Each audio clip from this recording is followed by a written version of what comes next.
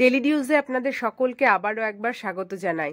আজ আমি আপনাদের সাথে শেয়ার করছি পালং পনিরের রেসিপি, যেটা খেতে ভীষণ ভালো হয় এবং খুব সহজ একটা রেসিপি, যে কেউ বানাতে পারবে। আমি এখানে পালং পনিরটা হাফ করে কেটে নিয়েছি আর নিয়েছি পনির, যেটা টুকরো করে রেখেছি। প্রথমে আমি কড়াইতে জল দিয়ে দেব, দিয়ে পালংটাকে সেদ্ধ করে নেব একটু। জলটা আমার গরম হয়ে এসেছে। এই পর্যায়ে আমি অ্যাড করে দিচ্ছি সমস্ত পালংটা। এবার এটাকে কিছুক্ষণ ঢেকে সেদ্ধ করে নেব।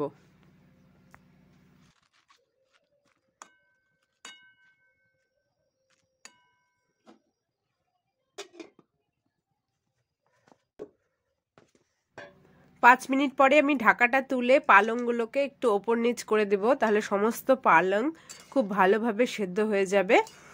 আর মোটামুটি মিডিয়াম ফ্লেমে 10 মিনিট ধরে সেদ্ধ করলেই হয়ে যাবে। তারপরে এটাকে তুলে নিতে হবে।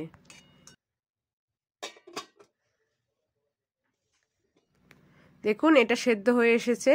এই পর্যায়ে আমি এটাকে তুলে নেব। তুলে নিয়ে ঠান্ডা জল দিয়ে সঙ্গে সঙ্গে একটু ধুয়ে নেব, তাহলে পরে কালারটা খুব একটা চেঞ্জ হবে না, সবুজই থাকবে। আর এই অবস্থায় যদি আমি রেখে দিই, তাহলে কালার একেবারে অন্যরকম একটু হয়ে যাবে, সবুজ ভাবটা একটু কালচে কালচে ভাব হয়ে আসবে।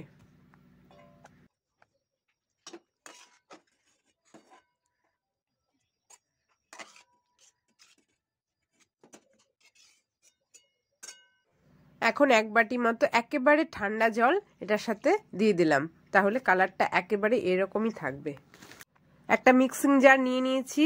এখন মিক্সিং জারে এই পালংটাকে একটু চেপে চেপে তুলে নেব, যাতে খুব বেশি জল এর সাথে না চলে যায়।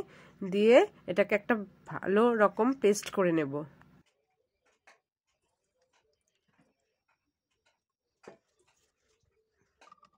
এটা পেস্ট করে নেব। দেখুন, আমার পেস্ট করা হয়ে গেছে। খুব স্মুথ একটা পেস্ট হয়েছে। এইভাবেই পেস্টটাকে খুব স্মুথ বানাতে হবে, তাহলে পালং পনিরটা খেতে বেশি টেস্টি হয়। আবারও আমি ওভেনে কড়াইটা বসিয়ে দিয়েছি। এখন দিয়ে নিচ্ছি সাদা তেল। এখন আমি ফোড়নের জন্য নিয়েছি সাদা জিরে ও একটা শুকনো লঙ্কা।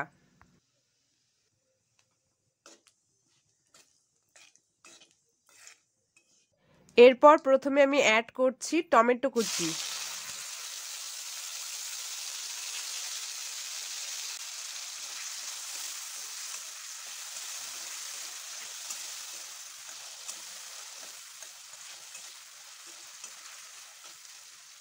টমেটোটা একটু ভাজা হয়ে আসলে এখন আমি অ্যাড করে দিচ্ছি হলুদ গুঁড়ো, ধনে গুঁড়ো, ভাজা জিরের গুঁড়ো আর শুকনো লঙ্কার গুঁড়ো।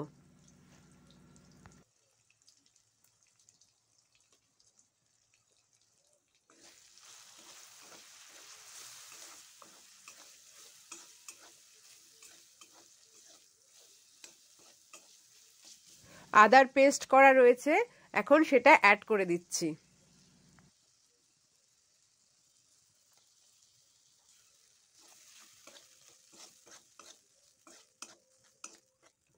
বাটিটা ধুয়ে একটু জল দিয়ে দিলাম, তাহলে মশলাটা কষাতে খুব সুবিধা হয়।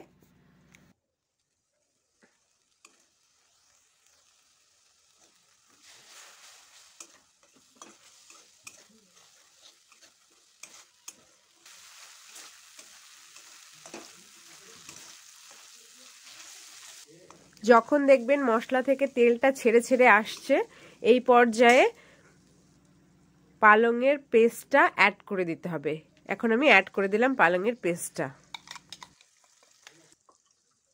মিক্সিং জারটা ধুয়ে একটু দিয়ে দিলাম।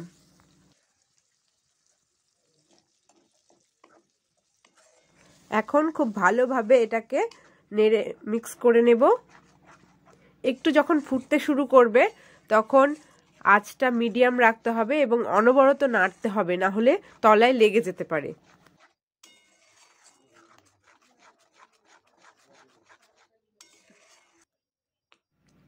পালংটা ফুটতে শুরু করেছে। এই পর্যায়ে আমি অ্যাড করে দেব কেটে রাখা পনিরগুলো। পনিরগুলোকে ভাজার কোনো দরকার নেই, এখানেই অ্যাড করে দিলেই এটার রস টেনে নিয়েই পনিরগুলো খুব সুন্দরভাবে নরম হয়ে আসবে।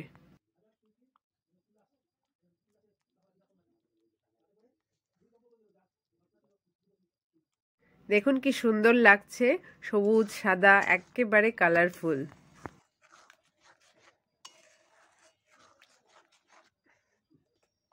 নুনটা আমি প্রথমে দিইনি, এখন স্বাদ মতো নুন দিয়ে দিচ্ছি। খুব বেশি নুন লাগবে না, এই পালং পনিরটা একটু মিষ্টি মিষ্টি ভাব হয়। এখন 2-3 মিনিটের জন্য এটাকে ঢেকে সেদ্ধ করে নেব ভালো করে।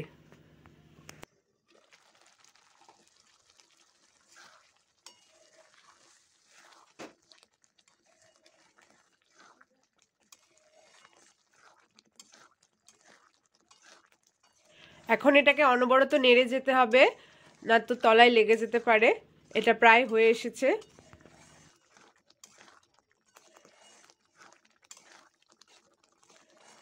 এই পর্যায়ে আমি ঘি গরম করে একটু ফোড়ন দিয়ে দিব, যাকে বলে তারকা, সেটাই।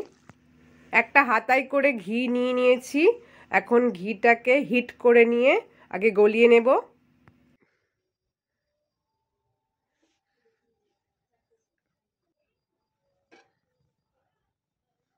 ঘিটা খুব ভালোভাবে গরম হয়ে গেছে।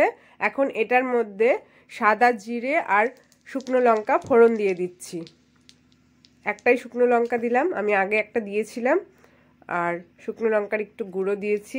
খুব বেশি ঝাল হবে না, ঝাল লবণ মিষ্টি সব সমান হবে। এখন এটা এই ফুটন্ত পালং আর পনিরের মধ্যে দিয়ে দিলাম। এতে এর ফ্লেভারটা খুব সুন্দর হয়। আমার যেহেতু পনিরটা একেবারে ফ্রেশ, তাই জন্য একটু ভাঙা ভাঙা হয়ে এসেছে, কিন্তু এই ভাঙা ভাঙা হলেই আরও টেস্টটা বেড়ে যায়। খুব ভালোভাবে রসগুলো এর মধ্যে ঢুকে যায় পনিরটার মধ্যে। এখন সমস্ত কিছুকে খুব ভালোভাবে মিক্স করে নিলেই আমাদের রেডি গরম গরম পালং পনির। রেসিপিটা আমার রেডি। এটা গরম গরম ভাত, রুটি বা পরোটার সাথে খুব ভালো লাগে খেতে। আর শীত মানেই পালং পনিরের একটা আলাদা আমেজ আছে।